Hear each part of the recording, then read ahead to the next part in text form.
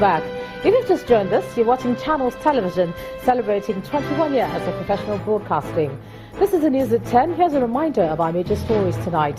At least 8 people killed following a clash between members of the Islamic movement in Nigeria and the police in Kano. President Buhari joins other world leaders at the UN Climate Change Summit in Marrakesh, Morocco, to seek support for the Lake Chad Basin and Ogoniland cleanup.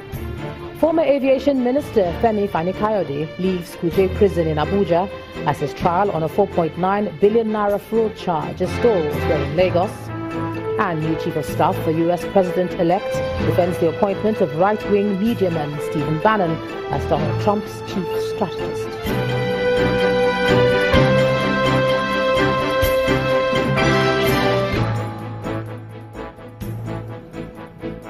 Just to quickly remind you that all our top stories are on our website, channelstv.com, and on youtube.com/channelsweb. And do log on to m.channelstv.com to view us live on your mobile device. You can also download the Channels TV app for Android, iOS and Windows phones from their respective stores. Besides the news and updates, the Channels TV app has an eyewitness feature. We encourage you to use it to share those pictures, videos or news of happenings around you. Just install the app, then tap and swipe to reveal the eyewitness menu and follow the instructions. Now we have some of those pictures and let's share them with you, shall we? First is this picture of some students of Ambrose Ali University in Edo State protesting an alleged hike in school fees. Our eyewitness reporter says the students are contesting the increase. We also have one from Bayelsa State showing another protest, this time by those whom accuse the government of taking over their land for infrastructure projects. Our eyewitness reporter says while registering their grievances, they blocked the only entrance to the university. And here's a picture from Orile in Lagos State. Our eyewitness reporter is calling on the state government to begin fixing such bad roads now.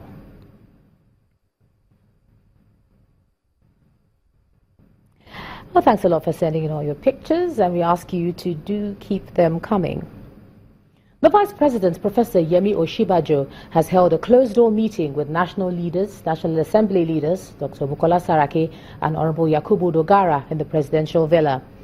Details of the meeting were not disclosed to journalists, but it was gathered that the meeting may have discussed the $30 billion loan request made by the President. Also in attendance were the chairman of the Governors Forum, Abdulaziz Yari, as well as governors of Imo, Ogun and Osun states.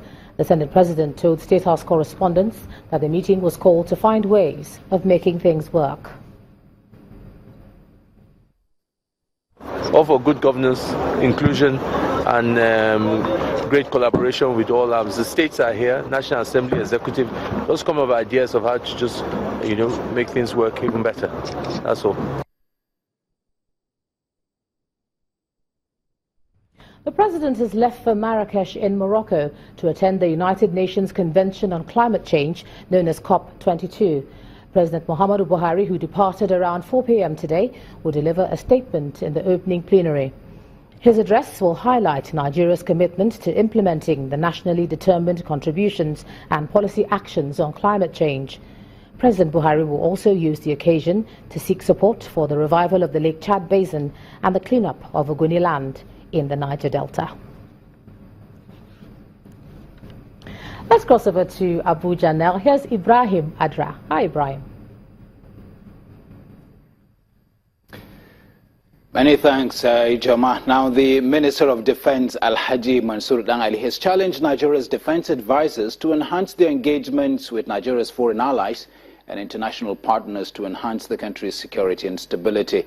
Alhaji Dangali says the defense attaches are vanguards of defense diplomacy in Nigeria and have been mandated to focus on matters relevant to Nigeria's current security challenges and report these from their countries of assignment. We were speaking at the meeting with the attaches in Abuja. Our correspondent Omelogon Nadi reports.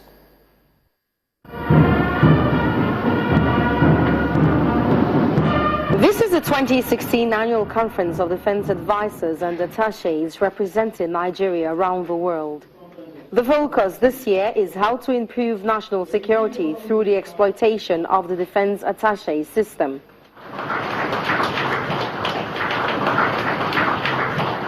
with opportunities for Nigeria to learn useful lessons from their allies and international partners.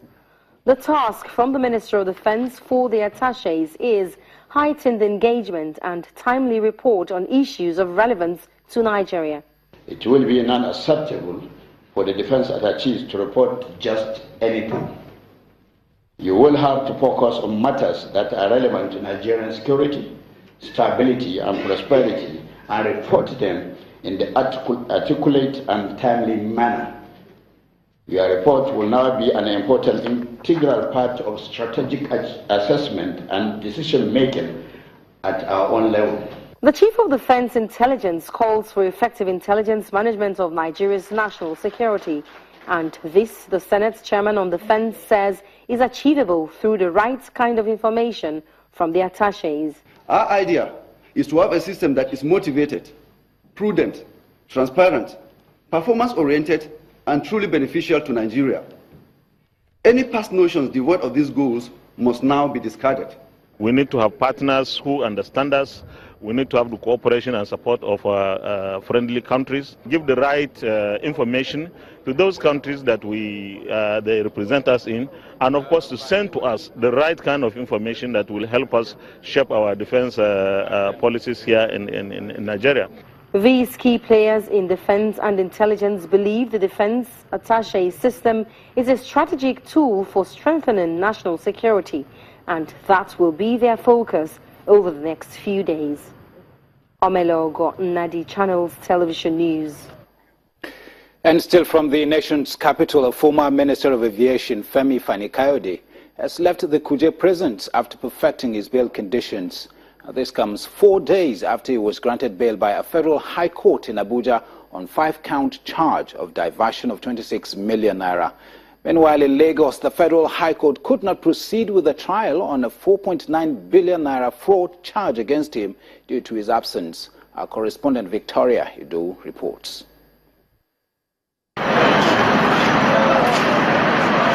The defense team, looking forward to kicking off an effective trial, was disappointed due to the absence of the former Minister of Aviation, Mr. Fani-Kayode, before the Federal High Court in Lagos.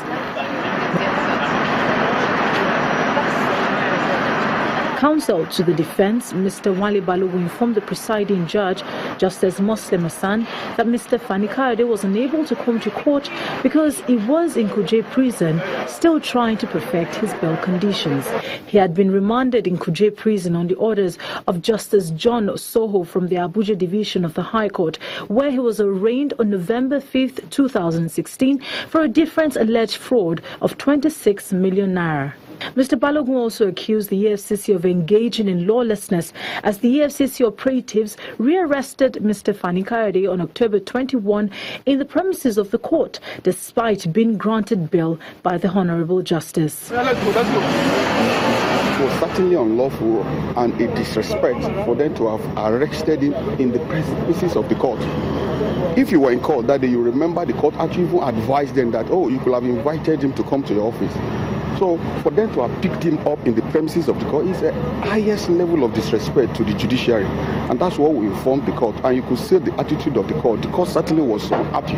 In response, the EFCC counsel, Mr. Rotimi Oyedepo, affirmed that the rearrest of Mr. Fani-Kayode by the EFCC could not be interpreted as a violation of Justice Hassan's order because he was rearrested in connection with another alleged offence.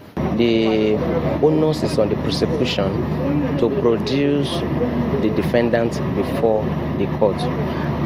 That is in respect of the fresh charge that was filed against him. So the decision of the prosecution to secure his attendance in court by way of serving charges on him for the purpose of his arraignment, I do not see that as a disobedience to the decision of this honorable court. After listening to the parties, Justice Hassan stated that before the trial can continue, the defendants must be brought to the court by December 12, 2016 for continuation of trial. Mr. Fani-Kayode a former Minister for State for Finance, Inenadi Husman, Danjuma Yusuf, and Joint Trust Dimensions Limited had been arraigned on a 17-count charge on June 29, 2016 on charges bordering on conspiracy, unlawful retention of proceeds of theft and money laundering. Victoria Idowu reporting for Channels Television News. Land grabbing is now an offense in Ogun State, with the signing into law a bill prohibiting forced takeover of land by persons or a group of individuals. The law seeks, among other things, a 25-year jail term without an option of fine for anyone who runs foul of the law. The signing ceremony held in the office of the governor, Ibikule Amosu, in Abeokuta, Ogun State. It's a law many have looked forward to, given the frequent takeover of land by those popularly called Omonile, or land grabbers. With this law in place, no one is expected to lose his or her land to the group. Governor Ibikule Amosu explains that his government, in taking this decision, gave strong consideration to peace and security of lives and property in the state. It is to show the importance to which we attach to this very, very important law that we've just signed now. Because we want to let people know that Ogun State will not be convert zone for any criminals or criminal-minded people. Either the so-called Omoniles, which everybody know, land grabbers. They go there, they maim, they kill, lawlessness. But now the law will go after them. To demonstrate the seriousness government attached to this law, the Speaker of the State and Commissioner of Police both give commitment to the implementation and enforcement of the law. The bill we've just signed to law is so important and critical, and you see how important it is to us, and that's why we have to get everybody, all our security agencies, the police, the state services, security services, and everybody that matters. The Speaker is here with the law. On the executive arm, we are all here. We have experienced a lot of lawlessness in that particular sector. And we believe that with the coming of the law, everybody will definitely sit tight. We have said it, and we are ready to enforce it. They should relocate and leave the state. It's very clear. The governor has spoken, the government has spoken, and we are ready to enforce it. With this development, government is saying it's now a criminal act for those who violate the law. Therefore, those whose business relate to this do not have option than to look elsewhere for their daily bread, as the government will not tolerate any attempt to disregard the law. Still ahead on the news at 10, inflation rate for October rises to 18.3% on higher food prices, energy and transportation. All the details in our business news. To join us again.